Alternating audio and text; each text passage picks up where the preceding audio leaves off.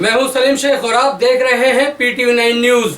वसई तहसीलदार office में BJP के जिला अध्यक्ष राजन नाइक के जरिए ज्ञापन सौंपा गया तहसीलदार को और उसके अंदर ये जानकारी दी कि सरकार की तरफ से जो कोविड-19 के चलते लॉकडाउन की स्थिति है, इसमें जो मजदूर अपने अपने घरों की तरफ रवाना हुए हैं, बहुत सारे लोग तो पैदल ही रवाना हुए हैं, बहुत सारे लोग अपने अपने ट्रांसपोर्ट के जरिए, पब्लिक ट्रांसपोर्ट के जरिए अपने अपने गांव की तरफ रवाना हुए हैं और बहुत सारे लोगों को ट्रेन के जरिए उनके गांवों को पहुंचाया जा रहा है। लेकिन ट्रेन की रफ्तार बहुत ही धीमी है और 2 से 3 दिन के अंदर कोई भी ट्रेन किसी भी स्टेट की तरफ नहीं गई है। इसी की रफ्तार को बढ़ाने के लिए बीजेपी के जिला अध्यक्ष राजन नाइक ने एक ज्ञापन सौंपा दंड अधिकारी को और उसके अंदर सरकार से ये अपील की, सरकार को ट्रेनों की जो रफ्तार है उसको बढ़ाना चाहिए, क्योंकि लोग बहुत ही परेशानियों का यहाँ सामना कर रहे हैं।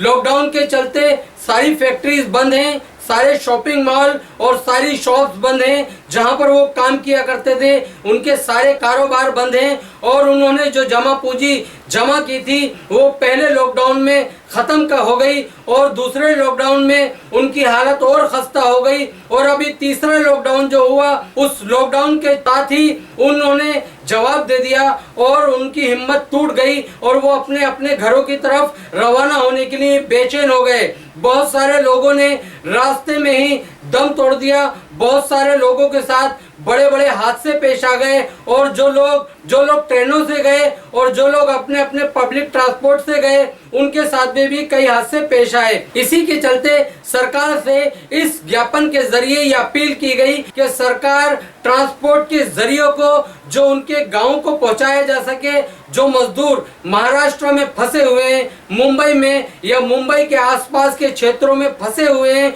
उनको उनके गांव तक पहुंचाने में ट्रांसपोर्टेशन की स्पीड को बढ़ा दिया जाए और उनको वो सुविधाएं दी जाएं ताकि लोग अपने अपने स्टेट तक, अपने अपने गांव तक पहुंच जाएं।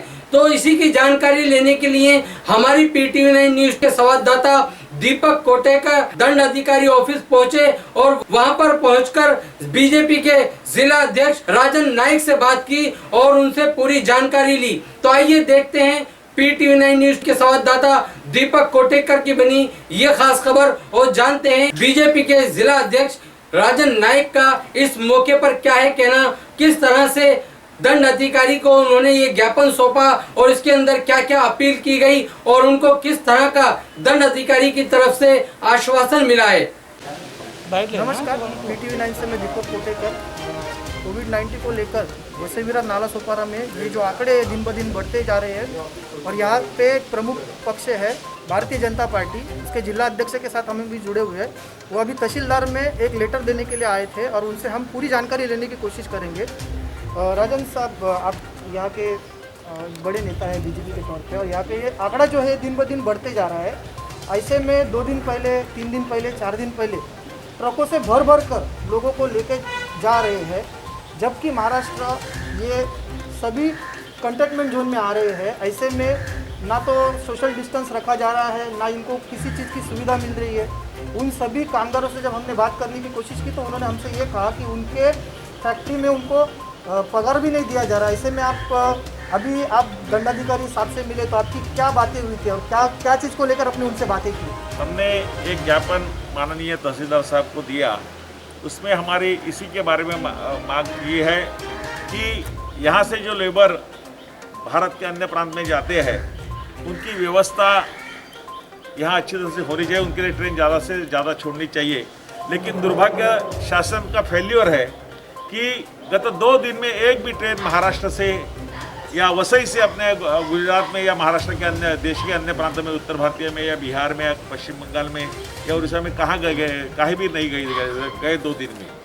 तो उसका स्पीड बढ़ाने के लिए हमने तहसीलदार से मांग की है कि यहाँ लाख के ऊपर लोग अपने गांव में जाना चाहते हैं। यहाँ उनको रहने के लिए आज के दिन बहुत कठिनाई हो रही है कि एक लॉकडाउन हो गया, दूसरा हो गया, तीसरा हो गया, चौथा चालू हो गया। पहले लॉकडाउन तो उनके पास जो पैसे थे उन्होंने बचत की थी, वो बचत उन्होंने ख़त्म की। दूसरे और तीसरे लॉकडाउन में उन्होंने बहुत परेशानी झेली। अभी उनका कंट्रोल छूट गया है, उनको अपने घर में जाना है। इसलिए हम शासन से ये मांग करते हैं कि ज़्यादा से ज़्यादा ट्रेन यहाँ से उत्तर भारत के लिए, गुजरात के लिए, राजस्थान के लिए, पश्चिम बंगाल के लिए और बिहार के लिए, देश के अन्य प्रांत के लिए छोड़े, ऐसे हमने तहसीलदार से मांग की है।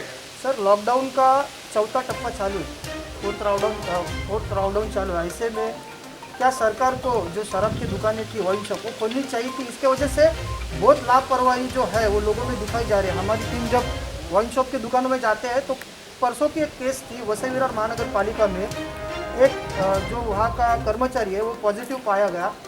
उनके साथ 4 जन जुड़े हुए तो 4 भी पॉजिटिव, मतलब 5 पॉजिटिव होने के बाद भी वसई विरार महानगर पालिका का जो रुग्णालय है वो आज भी खुला हुआ है।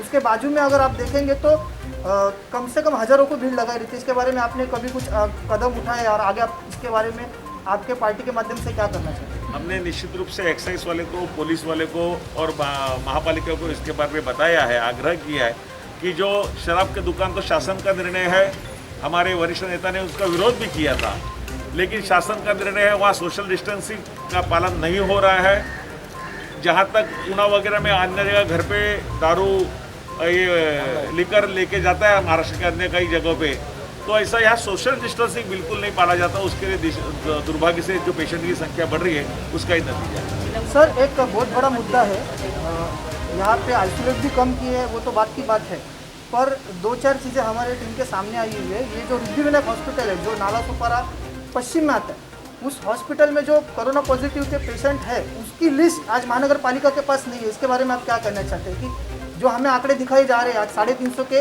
ऊपर आंकड़े चले गए, जबकि हम जब रिद्धि विनायक हॉस्पिटल में जाते हैं तो वो हॉस्पिटल के और महानगर पालिका के आंकड़े मैच नहीं होते, तो ये क्या हो सकता है? इसके आगे की परिस्थिति क्या हो सकती है? नहीं, आंकड़े को मैच होना, मुंबई महापालिका का आंकड़ा और राज्य सरकार के आंकड़े में डिफरेंस है, वैसा ही यहाँ भी है। आंकड़े मैच होना चाहिए, पूरी महापालिका को पूरी जानकारी होनी चाहिए कि कितने कोविड के पेशेंट यहाँ वसई तालुका में है, कितने मर गए, कितने के उपचार चालू है और कितने को घर पे छोड़ दिया है, उसकी पूरी महापालिका को जानकारी निश्चित रूप से होना चाहिए। अभी आपने दंडाधिकारी साहब से बात की तो आपको क्या आश्वासन दिया गया? दंडाधिकारी इस पे ध्यान देंगे और इसमें सुधार लाने की निश्चित रूप में कोशिश करेंगे। बहुत बहुत धन्यवाद। तो ये थे बीजेपी के जिला अध्यक्ष राजन जी नाइक, उन्होंने अपनी बात रखी।